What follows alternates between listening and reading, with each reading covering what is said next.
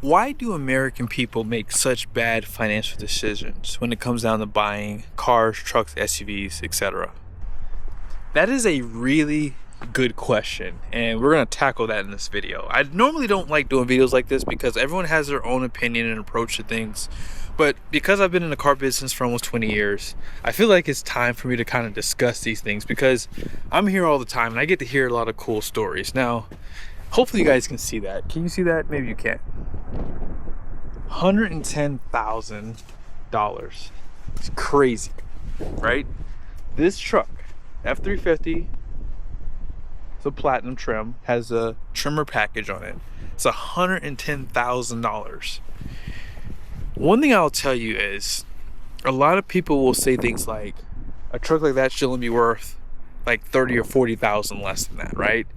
And whether they're right or wrong, here's what I'll say. We as American people have a really bad problem with waiting. Waiting is kind of the first thing I want to tackle in this video. I just got done filming this Ford Lightning. This is a brand new truck. Do you guys remember when this first came out? I remember the hype around electric vehicles. Now, in my opinion, it was fake hype, but it was definitely hype. When these came out, I want to say they're around $40,000 starting price. And the beauty of having a Ford Lightning was you didn't have to buy fuel anymore. And at that time, there was free charging available. Also, there was tax credits. So there was a really good benefit and good reason why some people would go to a dealership and get their head knocked off to buy one of these things. However, today, no one wants this thing. So what do you think happened to the value to the Ford Lightning once people decided they didn't want this anymore? Well, they plunged. And a lot of people at that time paid what? 10 grand, 15 grand over MSRP for this thing. I've heard of people paying even more than that, but I can't confirm that. But I do know at some of the dealerships I used to film at, $10,000 to $15,000 over MSRP was actually something that was happening. So that's kind of where I want to spend the rest of my time in this video. A lot of people do not understand depreciation. They don't understand how that number works. And what I mean by that is, when you consider depreciation, that is what you can expect if you're buying any automobile, with the exception of obviously any specialty cars. But something's only special if the market says it is. But if it ain't special, it ain't special. So when you buy something like this, right? Even though they have this thing heavily discounted right now, what is it actually worth? And what are you willing to lose in the process? Now that might be a very weird question to ask yourself. What are you willing to lose? But remember, this is a depreciating asset. So it's actually a really good question to ask yourself. Your dealership's not going to tell you that. You have to figure out for yourself what that number is. Now, obviously we can do easy math, like what, 10%, you're going to lose 10% every year, right? Figure 10% every year, 3 years, 30%. So what is that number on a $100,000 truck? Easy math, that's about $30,000. Are you willing to lose $30,000 to buy a $100,000 truck that you finance? Now that math does work a little different depending on the price point. But if you're looking at, let's see, actually they might have shifted the lot a little bit.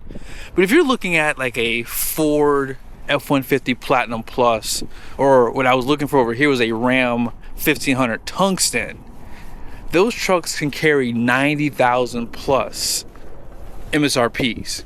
And I'm willing to bet you, oh, here it is right here. This truck, this is actually limited though, but we'll use this because this is a good example. This truck here probably has a $90,000 price point still. 91,365. So real quickly, figure in 3 years, right? Let's just say 30%, just for easy math. 91,365 times 30%. Now keep in mind, if you're getting a discount on this truck, right, that's going to obviously be a factor too. So 91,365 minus 27,409.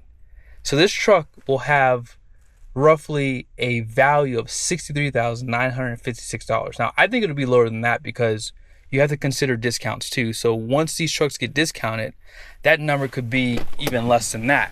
Now, here's what I'll say. In 3 years, that number probably will look like 30% on this limited trim level. Now, if you're buying something like this, 30% is going to look totally different simply because the MSRP is lower. This one doesn't have a window sticker, but here, let's find a basic truck here. Right there. Hopefully you guys can see that. $55,900. This is a 1500 Express. This truck is $55,900. So what's the price difference between 91 365 and this one? Here, let's do it real quickly. You ready? So 91 365 minus 55,900. This truck is $35,000 less than the limited. So when you think about depreciation, that number is going to look different on this price point. Obviously, if I did 30% off of this MSRP versus that one, that number is going to be a little bit smaller. But because this truck is cheaper already, depreciation won't be as high. So it'll probably be around like 20% in 3 years, give or take. So that's the nice thing about understanding price point. So if you were to take 30% off of 100 grand, that's $30,000. If you were to take $50,000 and do 30%, that's $15,000. A lot of people don't understand that math. So when you go out and buy a really expensive truck, right, $100,000 truck, if your depreciation is 30%, you're gonna lose $30,000, $10,000 a year owning that truck. That's not including your taxes. It's not including your interest. It's not including all that other stuff. So when you start tacking on that, insurance, fuel costs, if the truck has issues that aren't covered under the warranty, I mean, these things can add up. And this is the main reason why I think American people truly do not have a good financial hold, because they don't understand the basic thing, which is depreciation. So that's why I recommend people to lease, simply because it does lock you in on a closed-ended contract that cannot change. See, if this Ford Lightning was leased by people in the past, so figures 2026, this truck came out in what, 2022, I believe. Imagine if you leased this truck, although I don't think there was even a lease option back then, but imagine if you did lease it and your lease was coming up. Would you keep the truck or would you run away from it? Most people would have ran away from that truck simply because the value isn't there anymore. And so that's why I say, if you are looking to buy a truck, you need to understand the cost of it in 3 years. You can easily go online, look up the value of a 2023 Ford whatever or Ram whatever, and see what it's worth today. 3 years from now, a 2026 is going to be worth about what that 2023 is, unless there's a huge shift in the market. But I hope this video was helpful. If you are looking to buy a truck, understand those high dollar platinum Fords and limited Rams are going to cost you $100,000 today, but they're not going to be worth nowhere near that number. And I could show it to you in another video if you want.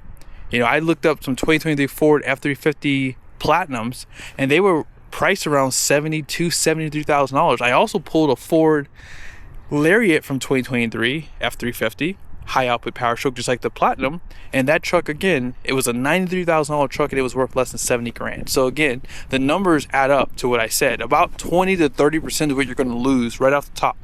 So know these things before you go out and buy a car. And as I said earlier, American people, they want to be the first to do something, and I don't get into that. Because I have a YouTube channel, sometimes I will try to go out and buy stuff, but when I wanted to get a Corvette, I knew that I loved the Z06 because of the flat plane crank. I love the sound, I love the styling of the car with the wide body, but I wasn't willing to go out and buy one for 50 grand over MSRP. I wasn't going to do that. Just wasn't going to even entertain that. I waited 3 years, and guess what? Now I bought the car, and I paid less than MSRP for the car, and when I decided to go sell it, I'm not going to be losing $40,000 to $50,000 on that car. I'm not going to be losing $20,000 or even $15,000 on that car because of what I paid for it. So, hope this was helpful. Understand depreciation. Count the cost before you buy something. And again, there's nothing wrong with losing money on a car.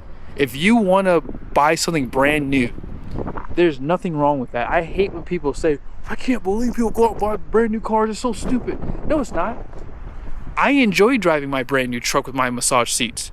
And if I lost $15,000 to do that, that's just cost of doing business. I understand that number and I'm okay with that. So again, if you're not, that's on you. You can buy an older car and enjoy it. Like over there, there's a Chevy Blazer right there. Someone might be perfectly happy driving that truck. It's paid for, right? And that's okay. But if someone wants to buy a brand new car, there's nothing wrong with buying one, but you just have to count the costs. And I think that's where a lot of people make bad financial decisions, because they don't.